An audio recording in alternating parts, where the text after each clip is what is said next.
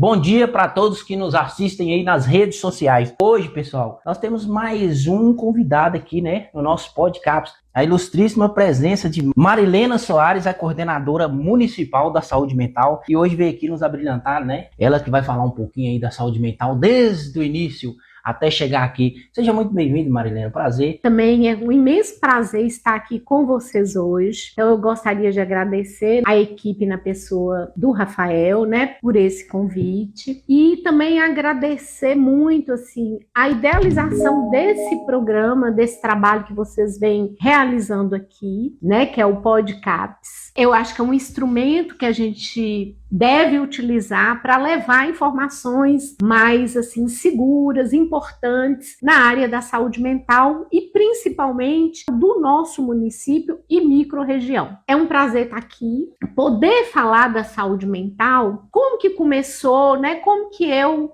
me interessei também pela saúde mental. Eu vim para o meu município, que eu também sou daqui de Janaúba, eu vim para cá em 92. Eu vim trabalhar na PAI aqui de Janaúba. Foi meu início praticamente da minha carreira profissional. Lá, né, a gente deparou com muitos casos graves que envolvem a questão da saúde mental, que eram, às vezes, tanto crianças, pessoas já adultas também, que tinham transtornos mentais. E também, um ponto também que me interessou muito, que era a questão do autismo. Então, assim, quando eu comecei, eu nem sabia o que fazer com essas crianças, adolescentes e adultos dentro de uma instituição escolar. E aí foi quando eu falei, eu tenho que buscar, entender, ver melhor o que é possível, né? Desenvolver um trabalho com essas pessoas. E foi aí, assim, eu falo que eu aprendi muito com a PAI de Janaúba e eu agradeço também imensamente. Eu até falei que eu me aposentei esse ano e eu falei que eu queria voltar. Antes de aposentar, foi lá que eu comecei, que eu posso dizer que eu comecei minha carreira profissional, que eu sou concursada pelo município, lá também na PAI. Mas não foi possível porque eu também, assim, nesse percurso dentro da PAI, eu deparei então com essas pessoas e me interessei e comecei a fazer um trabalho. Nesse trabalho, né, assim, foi mais ou menos em 98. Inclusive, eu até agradeço também, aproveito também para lembrar do Dr. Betinho, que foi um médico, que na época ele era secretário de saúde, e que nesse percurso aqui no município, eu comecei fazendo um trabalho também dentro do primeiro posto de saúde aqui do nosso município. E lá, né, assim, a gente foi criando vínculos, né, e assim, foram aparecendo demandas na área da saúde mental. Foi quando o Dr. Betinho fez o convite, né, para a gente poder fazer um trabalho lá dentro. E nessa época era eu e Leda, que é uma assistente social. Ela também tem uma história importante dentro da saúde mental, né, eu vou falar depois. Depois começou com todo o movimento nacional da desinstitucionalização. Teve um programa do governo federal que é o Volta para Casa. E aí foi quando Belo Horizonte, um hospital de Belo Horizonte, entrou em contato com o município, porque nós tínhamos pacientes que era aqui do município e que eles estavam fazendo esse processo aí de volta para casa. Inclusive, esse paciente ele ficou muitos anos em instituições psiquiátricas, né? Foi nesse início aí, eu falo que eu até agradeço muito também esse paciente, hoje ele também já faleceu, mas foi uma pessoa que fez com que minha clínica, né, assim, se fortalecesse mais. Inclusive, eu até cometi um ato falho um dia com o colega Roberto, eu falando desse trabalho, eu falei que ele era minha referência, quando eu queria dizer que a referência era eu que era a referência do caso. Mas aí eu disse o contrário, né? Eu falei, fulano é minha referência. E aí esse ato falho foi muito interessante, porque hoje eu consigo dizer realmente que ele foi minha referência, porque com ele eu aprendi sobre psicose, sobre a direção de tratamento e a importância desse cuidado humanizado. Então, assim, eu agradeço assim imensamente ele, porque ele me ensinou muito. Então, assim, eu acho que nossos pacientes, se a gente der esse espaço, eles nos ensinam muito. Então, a partir daí, né, desse convite do Dr. Betinho, aí depois, com esse, né, foram entrando também outros secretários e eu sempre depois comecei a atuar na saúde pública, trabalhos que o governo federal também já vinha de desinstitucionalização. Começamos a fazer projetos justamente para a implantação do CAPS. Aí primeiro nós começamos com uma unidade básica, muito pequenininha, que igual eu te falei, começou com um médico, aí essa assistente social, que é Leda, e eu. Aí era bem ali onde que é o CAPS 3 hoje, né? Aí em frente ao fórum.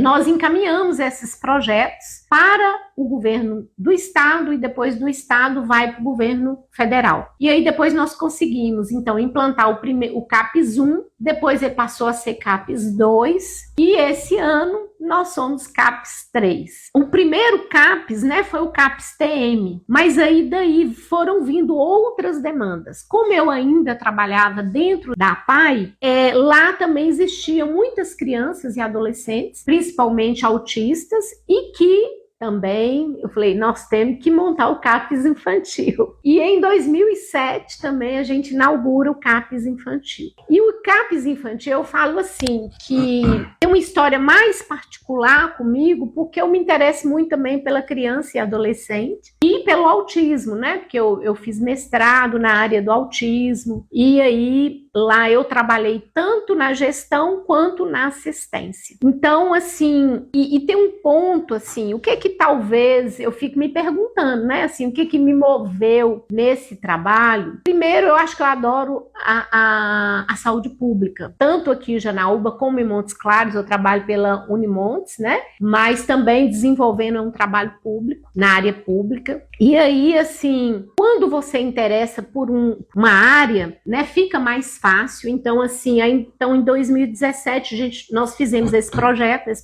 ele nasceu dentro da PAI, e eu agradeço na época, quem era a presidente era Padovese Miranda, né, que era presidente da associação, e ela abriu um espaço, nós conseguimos alugar uma casa, que foi a própria PAI que bancou, e aí depois nós apresentamos esse projeto para o secretário da época, em uma outra gestão, né, que foi em 2007, a gente inaugura o CAPS infantil. Daí, depois de algum tempo também, a gente tem muita demanda na área que envolve, né, álcool e outras drogas, né? A gente tinha muitos casos, então, assim, veio também essa demanda de ter um CAPS, né, na área de álcool e outras drogas. Foi quando também interessamos, fizemos também o projeto, e esse projeto, ele foi aceito, né, pelo Estado, pelo o governo federal, e a gente conseguiu também implantar o CAPS AD3, né? E é um CAPS que também é micro-regional, ele atende aos 15 municípios da nossa micro. Eu acho que fez assim, esses serviços, eles foram fazendo muita diferença na vida dessas pessoas, porque quando eu comecei aqui, qual que era a lógica de tratamento? Primeiro, tinha uma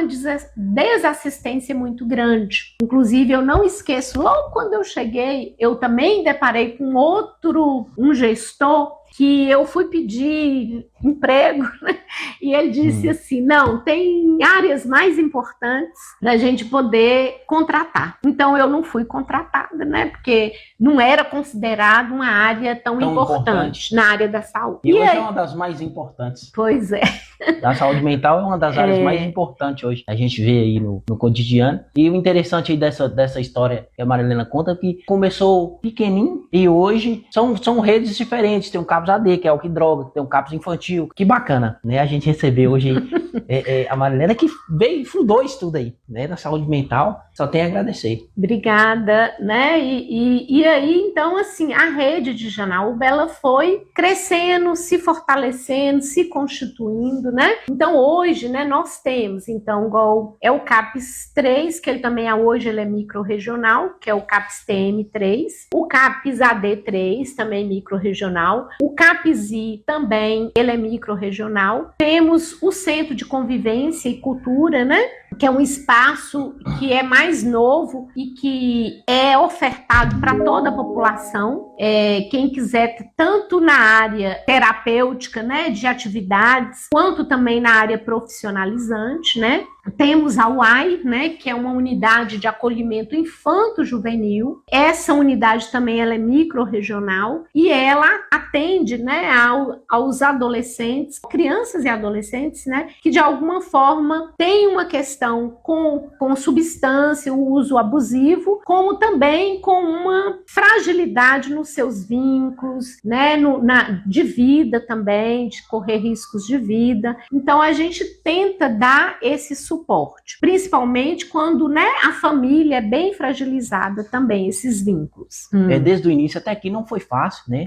Mas a gente consegue ter uma visibilidade maior do sistema para com o CAPS, né? Eu queria que você explicasse um pouco para a gente aí, um pouco da política, né? Onde entra isso aí, até onde chega, até onde a gente pode tentar e fazer acontecer. Não foi fácil, né? A caminhada até aqui, hoje já estamos com uma rede maior, e isso é muito importante a gente saber também, passar para o pessoal de casa. Bom, eu acho que um ponto importante, né, assim, quando você traz, Rafael, é que, assim, acho que um marco político, inclusive, importante, foi a Lei 10.216, que é a lei conhecida como Paulo Delgado, né, e é uma lei que ela vai redirecionar toda a assistência na área da saúde mental. O que antes era só tratamento em hospitais, inclusive nós vivemos aqui, eu até gostaria de falar, antes dos CAPs, antes dos serviços de saúde mental, a gente tinha internação ano nesses hospícios, nesses hospitais, até 57. Inclusive, eu não esqueço quando eu fui num evento em Belo Horizonte, em Montes Claros, o nome de Janaúba constava lá como um número muito elevado de internações. Tinha uma política, né, assim, que às vezes até o motorista sabia, né, que tinha os hospitais, então ele pegava esses pacientes que tinham algum problema, né, e levava diretamente para internação, que era o Prontomente na época, ou em Belo Horizonte, né, que a gente tem o Galba e outros. Então, assim, era a única forma de tratamento. Com o CAPS, a gente conseguiu redirecionar tudo isso. A gente começou a sustentar a partir dessa lei, né, todo cidadão que ele, né, assim, tenha alguma questão que envolve a saúde mental, seja na área psíquica ou na área do uso de alguma substância, que ele seja tratado no seu território. Essa garantia, ela é muito importante, que ele não seja excluído da sociedade. Então, garantir esses direitos, né, que ele é um cidadão de direitos, isso, assim, é uma coisa, assim, muito importante, porque a gente tem que garantir a cidadania, os direitos humanos, e, assim, um dos pontos que eu acho que nós, enquanto estamos aqui dentro, né, dos CAPs, né, é que a gente tem que tentar garantir isso. Isso é nossa função. Quando eu comecei a me envolver nessa área, que eu acho crucial, como dar voz a essas pessoas e garantir que seus direitos, né, eles sejam sustentados, né, dentro do nosso município e microrregião. Então, hoje a gente, assim, teve ano, né, quando a gente só tinha um serviço, às vezes a gente fazia internações uma vez, aliás, um paciente ano, 2, inclusive aí depois nossa imagem lá fora, ela mudou, né, porque a gente conseguiu e mostrar também a importância dos CAPs, que esse número tão grande, né, quer dizer, começou a não ser mais. E eu vou falar para você, Rafael, você falou um ponto assim, quando nós começamos no CAPs, primeiro CAPs, nós não tínhamos nada muito de materiais. A gente tinha um espaço físico, era uma equipe pequena, não tínhamos carros, sabe assim, cada um usava o seu, ou era bicicleta, ou era o carro da gente mesmo, que a gente ia buscar um paciente. E naquela época também, nem tinha SAMU, assim, era tudo muito distante, né? O máximo era por polícia, né? Que a gente às vezes... Mas assim, e acontecia. E aí eu vou... É satisfatório ver essa... Nossa, mãe... Essa subida de degrau é muito satisfatório. É muito legal, assim, a gente poder verificar que se a gente construir esses espaços, as mudanças, elas são possíveis e a gente faz muita diferença na vida de muitas pessoas. Eu acho que esse é um ganho, assim, fundamental. Então, eu acho que é um ponto importante. E eu ia destacar aqui até uma história de uma paciente que até no CAPS, antes da gestão, eu também era trabalhadora do CAPS, e eu não esqueço de uma mulher que eu comecei a atender, ela foi internada no Prontomente, e ela nem tinha diagnóstico para que precisasse chegar no CAPS. Aí ela me conta a história que ela estava no Prontomente, que aqueles pacientes que estavam assim, melhor, que eles trancavam a porta e ficavam ali morrendo de medo, né? Então, assim, agravou muito, inclusive, a saúde dela em função dessa internação. Então, foi uma coisa, assim, bem traumática, porque naquela época, os hospitais psiquiátricos, eles eram muito desumanos, né? A gente sabe que, assim, era mais desassistência e tinha uma lógica muito de capital mesmo, né? É o que você fazia com esses corpos, com essas pessoas. Então, assim, eu até me emociono, né, assim, de falar, porque quando você lembra, né, dessas pessoas nessas situações. E quando eu era estudante, não existia CAPS, não, viu, gente? Eu lembro que meu estágio foi dentro de hospital psiquiátrico e era muito, assim, uma sensação horrível. Eu lembro que, assim, o cheiro era horrível, né, assim, de você ver aqueles corpos nus ali jogados. Existia mal um alimento e nem era de qualidade. Era a lógica muito medicamentosa, né? Então, a gente descentralizar, né, dessa lógica de hospital para uma lógica no território faz uma diferença grande. Com certeza. E a gente consegue perceber que a Marilena, ela trouxe isso de uma maneira tão simples, que ela citou aí, que o hospital psiquiátrico e tal, é desumano, né? E ela trouxe aí o cuidado, o carinho com as pessoas. Para vocês que estão em casa terem ideia, tem dia que os pacientes sentem falta de vir fazer tratamento no CAPS. Eles ligam aqui, olha, hoje não é meu dia, não.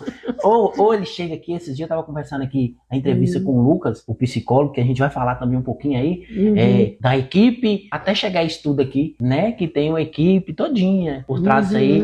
Essa aqui é uma delas, a mais importante, está aqui. Eu falei, tem que vir na entrevista e tal, e marcando a agenda, não dava certo, mas hoje deu certo. E é bom a gente saber disso, que existem esse tipo de pessoas no mundo, porque meu tio já foi internado num Prontomente, né? E ele já faleceu. Ele foi de uma forma que ele voltou pior, e piora no quadro da pessoa. Às vezes a pessoa vai para poder tratar e vir melhor, ela volta de forma pior. Marilena vem trazendo esse carinho, esse amor com os pacientes, que cabe, igual eu falei esses dias com uma entrevista com o Dr. Wells aqui, os pacientes interessando por vir para o tratamento, e isso é muito importante, tá? Espero que isso flua muitos e muitos anos. E eu posso dizer uma coisa, Rafael, que eu ia falando né, dessa investimento político nos CAPS, quando eu falei que o CAPS começou pequenininho, né, uma equipe pequena, qual que é a potência de um CAPS? São os profissionais. Isso eu não tenho dúvida. Porque mesmo naquela época, igual eu falei, que vinha um psiquiatra de Montes Claros uma vez na semana. A gente não tinha todos os dias.